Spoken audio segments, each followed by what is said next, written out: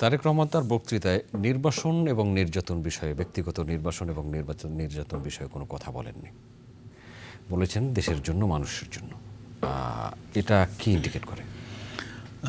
আপনারা যদি ওনার ভাষণগুলো ফলো করেন, 5ই আগস্টের পরে উনি ওনার একটা ভাষণে বলেছিলেন যে গত 1.5 যুগ ধরে আমাদেরকে হত্যা করা হয়েছে, গুম করা হয়েছে, খুন করা হয়েছে, প্রতিটি প্রতিষ্ঠানকে ধ্বংস করা হয়েছে। এগুলোর আমাদের প্রতিশোধ দিতেই হবে, আমরা প্রতিশোধ নেব।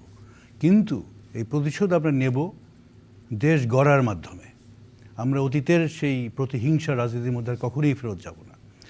আপনারা যদি ওনার বিবিসির সাথে সাক্ষাৎকারকে আপনারা ফলো করেন, দেখবেন যে সাক্ষাৎকার সব কিছু কত পজিটিভ, প্রত্যেকটা কথা ফিউচার ওরিয়েন্টেড এবং প্রত্যেকটা কথা পজিটিভ। উনি অতীতের কোনো কথা নিয়ে, ব্যাপার নিয়ে উনি কথা বলেননি।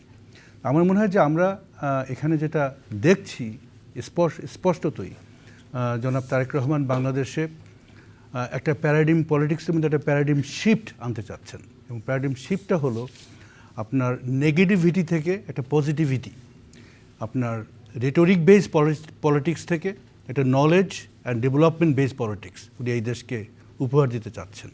ওনার প্রত্যেকটা ভাষণে 5ই আগস্টের পরে প্রত্যেকটা ভাষণের মধ্যেই দেশের কোনো না কোনো উন্নয়নের কথা বলা হয়েছে এবং উন্নয়নের মাধ্যমেই উনি অতীতের নির্যাতন, গুম, খুনের প্রতিশোধ দিতে চান।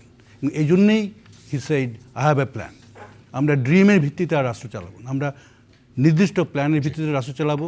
কী করব, কিভাবে করব, কাকে দিয়ে করব, কোত্থেকে সব কিছু আসবে, সব কিছু ডিটেল প্ল্যান করে আমরা জনগণের সামনে দেব। জনগণ দেখবে, যাচাই বাছাই নির্বাচনের আগেই ইশতেহারও সব থাকবে। জনগণের কাছে আমরা ডিটেল প্ল্যান প্রেজেন্ট করব।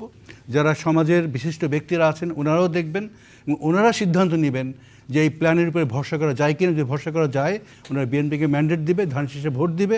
সবার আগে বাংলাদেশ আমরা গড়ব এবং এই দেশটাকে একটা সুন্দর আপনার ফিউচার ওরিয়েন্টেড একটা মডার্ন ডেভেলপ কান্ট্রিতে আমরা পরিণত করব। ধন্যবাদ আপনাকে।